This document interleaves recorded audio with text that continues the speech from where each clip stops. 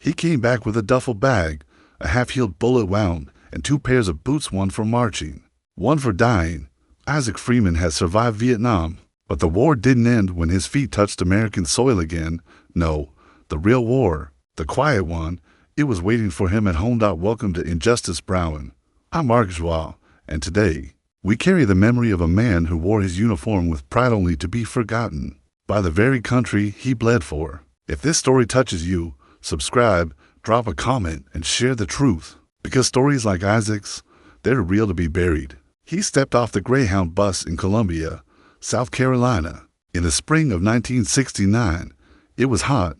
His green fatigues clung to his skin. He stood there on the sidewalk, duffel bag on one shoulder, wondering if anyone might recognize the U.S. Army patch on his chest. They didn't. A white man walked past, stared at his boots, then spit in the dirt. A woman clutched her purse. 2 kids pointed and whispered. Not one handshake, not one thank you, not even a nod. The white boys he trained with, he knew some of them went home to parades, town halls and banners, American flags waving on porches. Some came home to college scholarships, government jobs, VA loans to buy homes their grandfathers already owned. Isaac, he walked 17 miles back to his town, his boots soaking in sweat and silence. His mother had passed while he was overseas, his father never in the picture, and the man he worked for before the war, Mr. Talbot, the same man who used to slap him on the back for doing a hard day's work in the cotton fields, looked him square in the eye and said, "I don't recall ever hiring you." He didn't say it with hate. He said it with indifference, like Isaac wasn't a man, just another body that used to be useful. So Isaac lived in a shack behind the church his mother once cleaned, slept on a cot, showered at the YMCA when he could, and kept to himself. He applied for work wherever he could. No one wanted to hire a black man with combat experience written in pencil on a government form. Said he was too aggressive, said he wasn't a good fit, said nothing at all. He stopped wearing his uniform, folded it neatly, stored it in a showbox beneath his cot. Sometimes when he couldn't sleep, he'd take it out and just stare, not because he missed the war, but because for a moment, just one, he meant something. Over there, he was a soldier. Over here, just another N*** with a limp. Eventually, he got a job mopping floors at the high school, same hallways he used to sneak through as a boy, chasing girls and dreams. Now he pushed a mop, head down, invisible. Some of the teachers called him Ike, not kindly, just lazy tongues not bothering to ask his name. Every so often, a kid would ask about the medals on his locker. He'd tell them stories, short ones, always ended with, "Don't go looking for war, son. Ain't nothing brave about bleeding where nobody can see it." But there was one person who did see him. Her name was Clara, his daughter, a quiet little thing with big eyes and bigger questions. She'd wait for him after school, sitting by the gymnasium doors while he finished waxing the floors. Sometimes she'd ask why the teachers didn't say hi to him, or why the principal called him boy. He'd never lie. He just told her, "Some folks only see a broom in my hand, not what I did with a rifle." She didn't understand, not at first, but she remembered. She held on to every story, every scar. Every time he came home quiet and tired, but still kissed her forehead, like she was the only light left in the world. He'd never taught her how to shoot, never told her how many men he'd seen die, but he told her something more powerful. "They can take your job, baby. They can take your time. They can even take your voice, if you let them, but they can't take what you know." That line became scripture to her. Isaac never got his medals. "Mailed," said the Army, forgot. But Clara, she drew them by hand on paper and pinned them above his bed. Purple crayon for the Purple Heart, yellow star for the bronze. She gave him back what America tried to erase, and still, he swept those floors, quiet, proud, angry, all at once. A soldier without a title, a man without a welcome. Some wounds don't bleed. Some are stitched into the way a man walks, or doesn't smile, or watches the flag and feels nothing. Isaac Freeman never raised his voice, never marched, never held a picket sign, but every night, he showed up for a country that never showed up for him. And that kind of loyalty, that kind of pain, is the kind you pass down like a family name. He died in 1981. No flag on the coffin, no bugle, just a folded note from his daughter, slipped into his shirt pocket, dotted red, "You."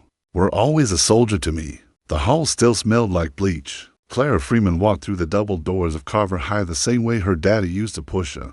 Mopped through them 20 years before. She remembered those nights sitting on the bench outside the gym, kicking her legs, waiting for him to finish, watching how the teachers would pass him like air. Seeing how the same students who called him sir back in Vietnam now called him janitor. And now she was back, but this time, she wasn't waiting. She was leading, first day. She wore a navy blue skirt, her mother's gold earrings, and a mind full of things she wasn't supposed to say out loud. Clara had earned her degree at South Carolina State, top of her class, student leader. She had offers to teach in other towns, better towns, safer towns, but she came back home. Not because she had to, because she wanted to. Because this was where the silence was the loudest. Her classroom was filled with kids whose eyes told stories before they ever opened their mouths. Smart kids, funny kids, angry kids, black kids mostly, and like clockwork, week after week, she saw them pulled from her class, suspended for talking back, for wearing hats, for chewing gum. The white kids, sent to the counselor, the black ones, sent home. Clara saw it. She tracked it. She made copies of the suspension slips, highlighted the names, circled the reasons, brought them to the principal's office. He didn't like that. Miss Freeman, he said, trying to sound polite, it would be better if you let the discipline process run its course. She said, I'm not here to be better. I'm here to be fair. They started calling her loud after that, not because she yelled. She didn't, but because she said things that made white folks in power shift in their seats. Like when she pointed out that their textbooks still used the word Negro, and no one seemed to mind until she did, or when she asked, in front of the school board, why the only advanced placement courses had almost no black students, or when she stood at a PTA meeting and told the police officer stationed on campus that he had no right to pat down a 7th grader for having a spray-painted backpack. They told her she was making things political. They told her she was dividing the school. They told her she should be more grateful. She didn't yell.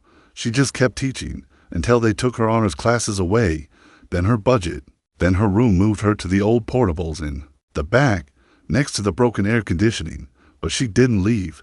She stayed, because every time they tried to push her out, a student pulled closer. She'd get notes in her desk drawer. Thank you for seeing me. I want to be like you. You make me feel smart. And when the walls of that school felt too tight, she opened her own every Thursday after school. Her living room became a classroom.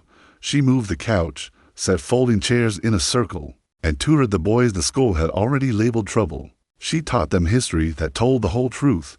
She showed them how to write college essays, how to carry themselves in interviews, how to read the looks they get in a room and still stand tall.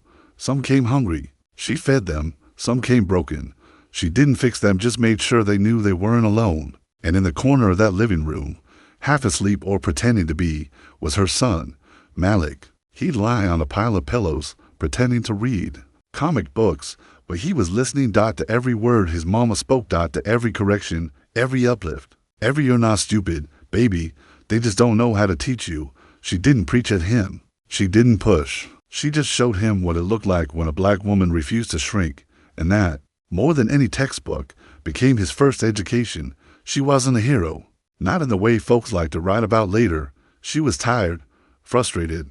Sometimes she cried alone in the kitchen, whispering to God, asking how long she had to keep banging her head against a locked door. But she never stopped, because somewhere deep inside, Clara believed what her father once told her what still rang in her ears every time she thought about quitting. They can't take what you know, and if they couldn't take it from her, she'd spend her whole life giving it to the next ones. One Thursday at a time, one student at a time, one seat at a time, even if they called her loud, even if they called her difficult, even if they never called her at all. Malik Freeman never played with toy guns after that day. Not once. He was 13, sharp, restless, too smart for his age and too angry to sit still. He'd grown up with books instead of bedtime stories, Malcolm and Maya on the shelves next to Bible verses and overdue bills. His mom, Clara, made sure the TV stayed off most nights. Not because she was strict, but because real life was already loud enough. He'd seen protest signs before he could read them. He'd heard stories about Grandpa Isaac's uniform long before he understood what a war even was. His home smelled like coffee, chalk dust, and old paper bags. It was a house built on truth and wounds no one dared to name out loud. And still, nothing prepared him for the day. They took his best friend away. It was a Saturday in spring. Malik and Devin had just finished riding bikes around the block. Devin had brought a BB gun, black plastic, chipped on the side. He used it to shoot cans behind his cousin's garage. Nothing serious, but someone called the cops. To squad cars. No sirens, just squealing tires and drawn weapons. Devin froze. Malik ran, not out of fear, but because something told him that if he moved, if he spoke, if he even breathed wrong, one of them wouldn't make it home. Devin got cuffed right there on the sidewalk. The officer told them it looked real, told them it was a threat, told Clara, when she arrived, that they were lucky it ended the way it did. Devin was charged with brandishing a weapon in public, a juvenile offense, but serious, court date set. Probation likely, maybe worse. Malik didn't sleep that night. He just sat at the kitchen table, fuming, trying to understand how a kid his age could be treated like a man, like a criminal, for carrying something that couldn't even break glass. His mother said something to him then, as she washed a dish, with tired hands. If you can't fight with your fists, fight with your words. He snapped back. Words don't change nothing. She dried her hands slowly, looked at him. Right, the judge, she said. Tell him what you saw. So he did. But it wasn't just a letter. It was a storm on paper. He wrote about how Devin never pointed the gun at anyone, how the officer never even asked questions, just barked, shoved, cuffed. He wrote about fear, about silence, about how it felt to see your friend on the ground like roadkill. And when court day came, Clara handed the letter to the clerk, but something changed. The judge, a heavy-set man with gray eyebrows and tired eyes, asked, "Is Malik here?" Malik stood. "Did you write this?" "Yes, sir." "Would you like to read it?" His knees were shaking, but he walked to the front anyway, and with a dry throat and a voice to pitches to high, Malik read every word, to the judge, to Devin's mama, to the prosecutor, to the officer who wouldn't meet his eyes, and when he was done, you could hear a pin drop in that room. The judge cleared his throat, looked down, then ruled, community service. Sealed record, no detention. Devin walked out that day with a second chance. Malik walked out with something else. A spark. He didn't know what to call it then, but it settled into his bones like purpose, like heat behind the ribs. He realized something simple, something dangerous. Words could do what fists couldn't. They could reach places fists never would. And that day, in a courtroom filled with people who didn't expect anything from a black boy with a wrinkled shirt and too much fire in his chest, he changed something. He didn't save the world, but he saved his friend. And from that moment on, Malik Freeman didn't just want to be heard. He wanted to be the one standing next to the accused, holding the truth like a weapon and aiming it straight at the system. Malik Freeman was no stranger to late nights. Law school had trained him for that. But this wasn't exhaustion. This was something heavier, like grief, but still breathing.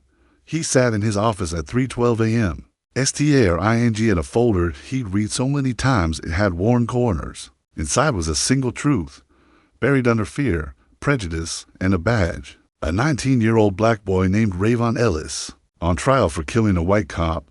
He didn't mean to take the case, wasn't even supposed to. It landed on his desk the way some things do in the black community, quietly, through cousins, pastors, mamas, whispers in grocery store aisles. You know Malik Freeman? Maybe he'll listen. Rayvon's mother came to see him one Monday morning, hands trembling over a photo of her son. She didn't beg, didn't cry. She just said, they already made up their minds. Please help him anyway. So Malik said yes, and everything in his life cracked open. The facts were messy, but not unclear. Rayvon had been walking home from work. A cop pulled over, said he fit the description. No backup, no body cam. A struggle broke out. The cop reached for his weapon. Rayvon beat him to it. Shot once. Center mass. The cop died on scene. Rayvon stayed, hands raised, tears running down his face. He said the word so many never get the chance to. I didn't want to die. Malik read the police report, read the statement, saw the photos. It was self-defense, clear as day, but the press didn't say that. They said cop killer. They said violent teen. They said thug. And once that story caught wind, it didn't matter what the evidence said. Malik started receiving Voicemails filled with slurs, friends stopped returning calls, sponsors pulled back. Someone keyed Trader into the hood of his car. Then his office windows were shattered. Twice. He filed reports. The cop said, "We'll look into it." He already knew what that meant. His mother called every night, voice shaking. "Malik, please be careful." He told her he was fine. He wasn't. He couldn't sleep, couldn't eat, kept thinking about Rayvon's face in that cell, boyish. Terrified, tired, reminded him of Devin, reminded him of himself. Jury selection was hell. 12 jurors, all white, no matter how many times. He objected, how many motions he filed. The judge denied him. The same judge who smiled at the prosecutor like they'd been golfing last weekend. Malik stood in that courtroom every day, knowing the odds weren't just stacked, they were rigged. The prosecutor painted Rayvon as hostile, said he attacked. The officer unprovoked, called him uncooperative, said he escalated. Malik stood, hands calm, voice steady, and told the jury what no one else would. This system was not built for boys like him. From the moment he was stopped, Rayvon didn't see a badge. He saw a threat, and he had every right to want to live. Some jurors looked away. Others stared, stone cold. But he kept going. He showed the bruises, showed the autopsy that proved the officer's hand was on the gun first, played the 911 recording where Rayvon sobbed, "I didn't want to die." He pulled apart every lie, every assumption. But the hardest part was that truth alone was never enough. Malik knew he could lose, knew he might watch a teenager disappear into a cage for surviving, and no headline would say the truth, no banner would read justice. It made him sick. On the final day, he didn't give a speech. He just looked at the jury and asked one question. If it were your son, what would you want him to do? Then he sat down. The jury deliberated for 6 hours. Malik paced the hallway, palms sweating, heartbeat like thunder in his chest. Rayvon sat still, head down, whispering to himself, praying maybe, or maybe just holding on. The verdict came, not guilty. Rayvon didn't even react at first, just stared ahead like his brain couldn't process freedom. Malik smiled. Barely. The cameras exploded, reporters swarmed. Some called it a miracle, others called it an outrage. Malik went home that night, locked the door, and sank to the floor. In his hallway, he didn't cry for joy, he cried from the weight of how hard it had been, how close it came to the edge, how if Rayvon had twitched the wrong way, said the wrong word, and judged in the wrong zip code, the story would have ended with a funeral. He cried because the system wasn't broken. It was built like this. He won, but it felt like surviving a flood with one kid on his back, knowing the water was still rising for everyone else. He cried because his grandfather never got his flag, because his mother was called the loud. Because truth should never be this hard to prove. The bricks are red, real red, the kind you don't see much anymore, like the ones they used to use for courthouses and old train stations, solid, heavy, honest. Malik stands in front of the building as the sun settles behind the trees. The gold lettering above the door reads, "The Clara Freeman Learning Center," and underneath, in smaller letters, almost hidden, "They can't take what you know." Kids filing one by one, backpacks bouncing, laughter everywhere. No uniforms, no metal detectors, just light and noise and life.